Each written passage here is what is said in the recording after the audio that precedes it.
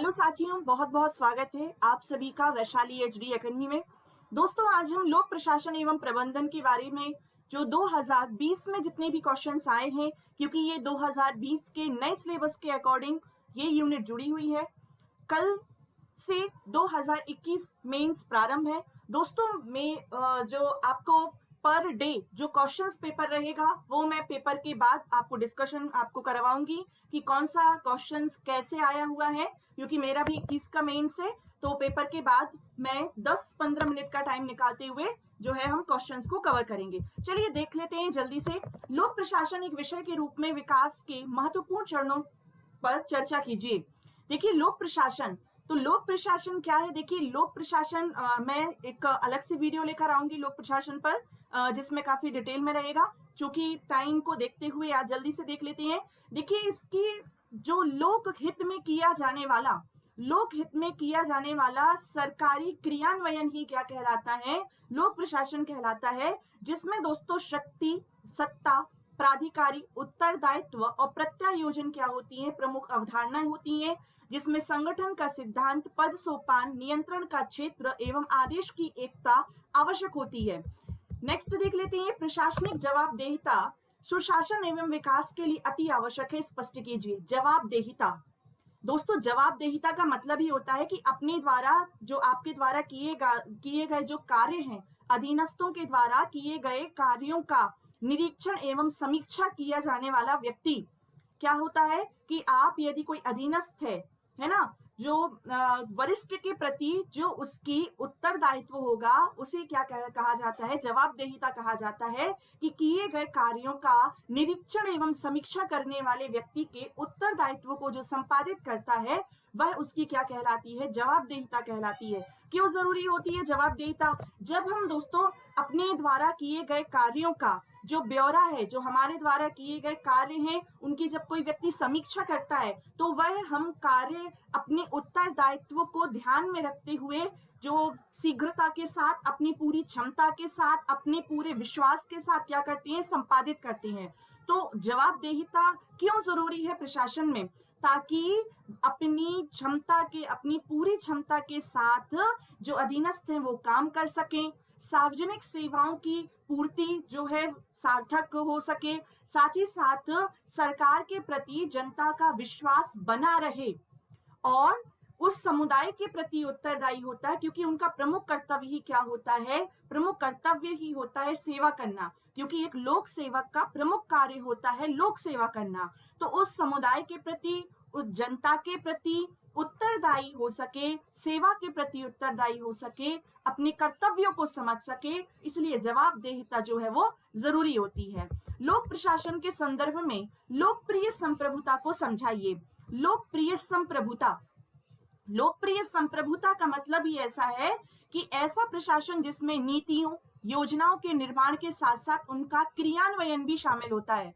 जैसे कि for example सरकार के द्वारा, देखिए शासन का मतलब क्या होता है? कि सरकार के द्वारा नीतियों को बनाया गया है। लोक प्रशासन मतलब कि जनता के हित में ध्यान रखते हुए लोक कल्याणकारी कार्य करने के लिए उन नियमों, उन कानून, उन कार्यों को क्रियान्वित करने का जो प्रशासन होता है उसे क्या कहा जाता है? लोक प्रशासन कहा जाता है। शासन नियम बनाता है और प्रशासन जो है वो उन्हीं नियमों का क्रियान्वयन करता है। तो क्यों जरूरी है? देखिए, प्रशासन कहाँ कहाँ, लोक प्रशासन जो है वो सामान्य प्रशासन भी हो सकता है, पुलिस प्रशासन भी हो सकता है। किसी आपदा के समय यदि कोई प्रशासनिक कार्य कर रहा है तो वो भी एक अलग से प्रशासन जो कार्य होता है। तो बहुत सारे लोक प्रशासन जो है वो हम बांट सकते हैं।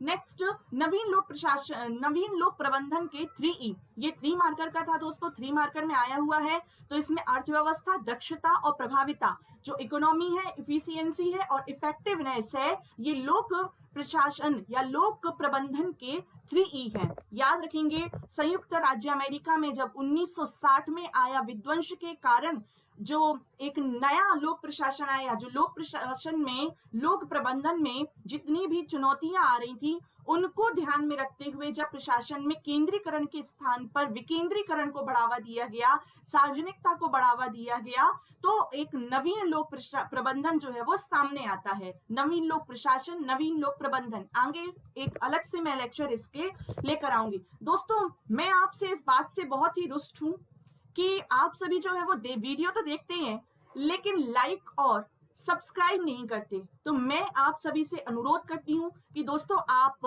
चैनल को सब्सक्राइब जरूर करें और कमेंट बॉक्स में आप मुझे जरूर बताएं कि आप आगे आने वाले टाइम में मुझसे क्या पढ़ना चाहते हैं। नेक्स्ट, मैक्स वेबर के द्वारा वर्णित प्राधिकारों सत्ता के प्रकार बताइए। तो मैक्स वेबर ने सत्ता के 3 प्रकार बताए हैं। एक परंपरागत सत्ता होती है, एक करिश्माई सत्ता होती है, एक विधिक सत्ता होती है। परंपरागत सत्ता मतलब क्या होती है? जैसे कि जो चीन में चल रही है या जो ब्रिटेन में चल रही है, जैसे कि राजतंत्रात्मक सत्ता है ना, वो क्या कहलाती है? परंपरागत सत्ता। फिर करिश्माई सत्ता, जैसे कि यदि किसी एक व्यक्तित्व के चमत्कार के कारण उस व्यक्ति के व्यक्तित्व के कारण यदि जो उसे सत्ता प्राप्त होती है, जितने जो हमारे वरिष्ठ साधु संत महात्मा हैं या गांधी जी के व्यक्तित्व को भी हम देख सकते हैं, तो वो क्या कहलाती है? करिश्माई सत्ता, जिसमें व्यक्ति के व्यक्तित्व से जो लोग होते हैं, जो जनता होती है, वो काफी प्रभावित होती है ना।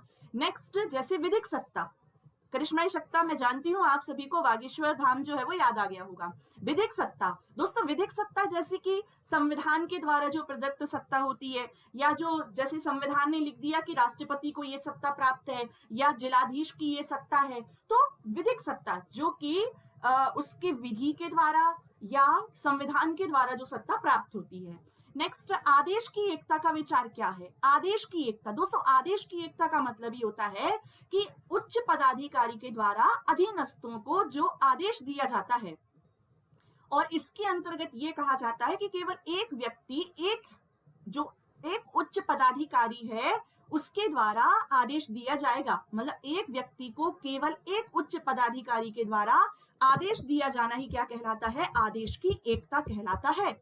आई होप आप सभी को समझ में आ रहा होगा। और यदि आपको कहीं पे भी दोस्तों डाउट है, आप बिल्कुल बेझिझक कमेंट बॉक्स में मुझे बताइए।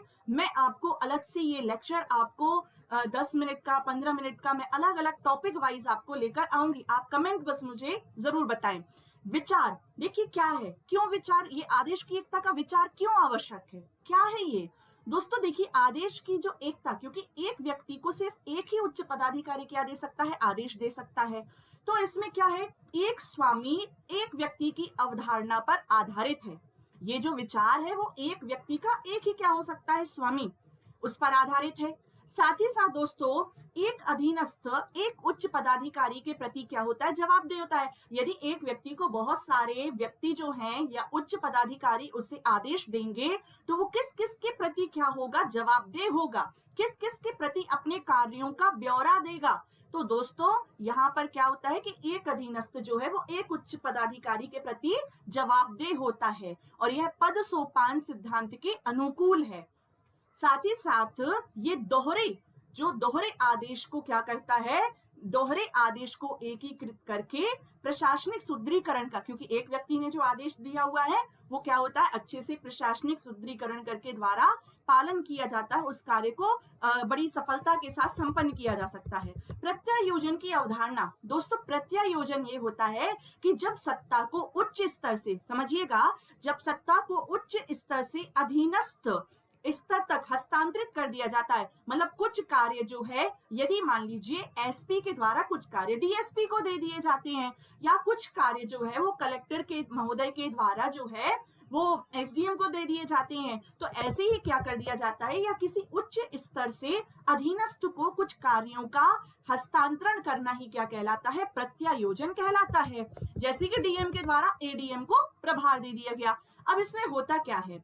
इसमें होता ये है कि जितने भी जो अधीनस्थ हैं उनकी कार्य क्षमता में वृद्धि होगी, उनके आत्मविश्वास में वृद्धि होगी, साथ ही साथ उनके द्वारा लिए गए जो निर्णय हैं उनके गुणों का विकास होगा, कि अधीनस्थों में भी ये भावना आएगी कि हमें कैसे निर्णय लेना है, उन निर्णयों के गुणों का विकास जो है वो जल्दी से हो पाएगा। साथ ही साथ शासन में जो लाल फीताशाही है, कार्यों का विलंब हो रहा है, उसको दूर करना भी क्या हो जाता है, परमावश्यक हो जाता है। इसलिए कार्यों को सुगमता पूर्वक करना, जो संगठन में लाल फीताशाही है उसको रोकना, कार्यों के विलंब को रोकना, इस वजह से जो है प्रत्यायोजन संगठन में आवश्यक होता है। जल्दी से देख लेते हैं, सत्ता और जिम्मेदारी या उत्तरदायित्व साथ साथ चलते हैं। दोस्तों, सत्ता और उत्तरदायित्व क्या साथ साथ चलते हैं? बिल्कुल सही है। ये एक पहलू, देखिए, एक सिक्के के दो पहलू होते हैं। हेनरी फ्योल, आपको इन व्यक्ति का नाम जो है वो बहुत याद रखना है, बहुत अच्छे से याद रखना है। हेनरी फ्योल, आप जब भी लोक प्रशासन को कोई भी क्वेश्चंस लिख रहे हैं तो आपको सत्ता में आपको याद रखना है, हेनरी फ्योल याद रखना है, लूथर गुलिक आपको याद रखना है, यदि पोस्टकार आ गया। ये बहुत सारे दोस्तों देखिए वैज्ञानिक हैं, बहुत सारे जो दार्शनिक हैं, आप उनका वक्तव्य जो है वो आप याद रख सकते हैं। सत्ता और उत्तरदायित्व अंतर संबंधित एवं समानुपातिक होते हैं, क्योंकि उत्तरदायित्व, देखिए, क्योंकि सत्ता के अभाव में उत्तरदायित्व अर्थहीन एवं उत्तरदायित्व के अभाव में सत्ता निरंकुश हो जाती है। यदि मान लीजिए यदि किसी व्यक्ति के पास में सत्ता है, फॉर एग्जाम्पल, बिल्कुल ध्यान से समझिएगा, ज्यादा टाइम नहीं लूंगी आपका। यदि किसी व्यक्ति के पास में सत्ता है लेकिन उसका उत्तरदायित्व नहीं है, चाहे वो उत्तरदायित्व जनता के प्रति हो सकता है। फॉर एग्जाम्पल हम बात कर लेते हैं, यहाँ पे किसी भी एक राजनेता की बात कर लेते हैं, मैं नाम नहीं लूंगी। यदि वह राजनेता बहुत अच्छे से कार्य कर रहा है लेकिन यदि उत्तरदायित्व नहीं है तो उसके निरंकुश होने की संभावना बढ़ जाती है।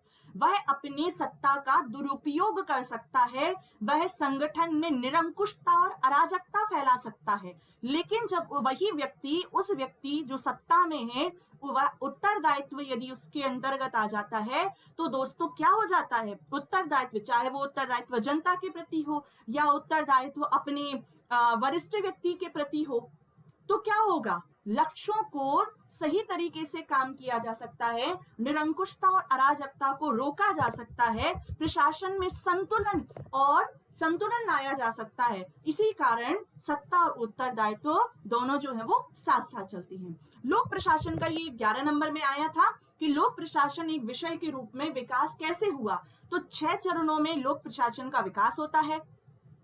पहला जो चरण आता है वर्ष 1887 से लेकर 1926 तक आता है, जिसे राजनीति और प्रशासन द्वैध भाव का काल माना जाता है।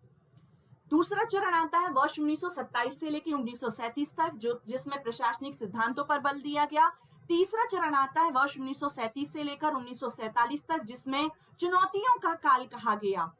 और जो चौथा चरण आता है वो वर्ष 1948 से लेकर 1970 तक, जिसमें स्वरूप की संकटावस्था का, कि आखिरकार लोक प्रशासन का स्वरूप कैसा है ना। और पांचवा चरण आता है, ये वर्ष 1971 से लेकर 1990 तक आता है, जिसमें अंतः अनुशासनात्मक अध्ययन पर बल दिया गया, जिसमें कहा गया कि कौन कौन से सिद्धांत लोक प्रशासन के अंतर्गत आने चाहिए, कौन कौन से विषय आने चाहिए, इस पर ध्यान दिया गया। और जो छठवां चरण आता है वर्ष 1990 से लेकर वर्तमान तक, जिसमें उदारीकरण, निजीकरण और भूमंडलीकरण पर बल दिया गया।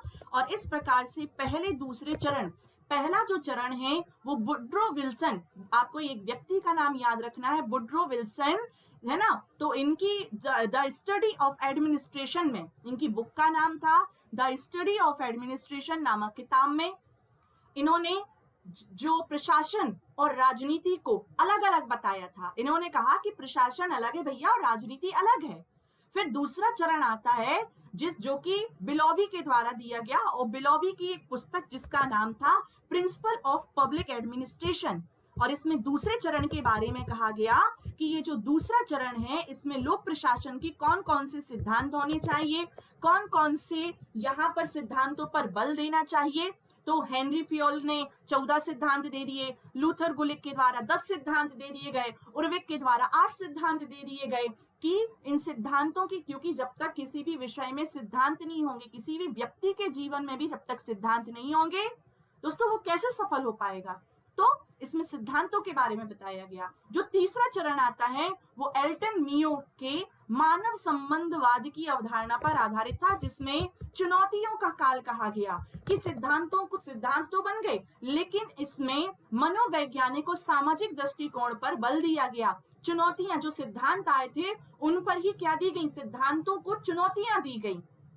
समझ रहे होंगे आप कि आपने यदि कोई सिद्धांत बनाए हैं, अपने जीवन में भी यदि कोई सिद्धांत बनाए हैं, तो जब तक वह सिद्धांतों को चुनौतियां नहीं मिलेंगी तब तक वह सफल नहीं हो सकता।